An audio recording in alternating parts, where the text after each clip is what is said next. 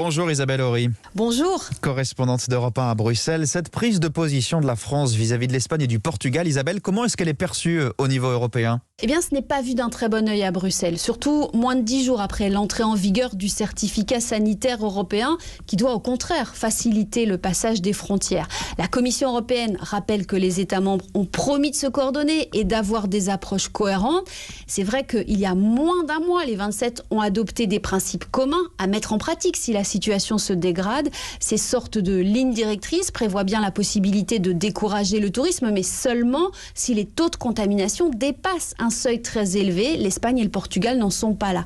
Et puis si Paris envisage malgré tout de prendre des mesures, la France s'est engagée à les signaler 48 heures à l'avance aux 26 autres pays et à la Commission pour qu'elles soient discutées. Récemment, par exemple, les Allemands ont voulu mettre en place des quarantaines pour les personnes vaccinées ou guéries qui revenaient du Portugal. Sous la pression, ils y ont rapidement renoncé. La vraie solution, c'est l'accélération de la vaccination partout sur le continent, martèle la Commission européenne. Merci Isabelle Horry, en ligne de Bruxelles pour Europe 1.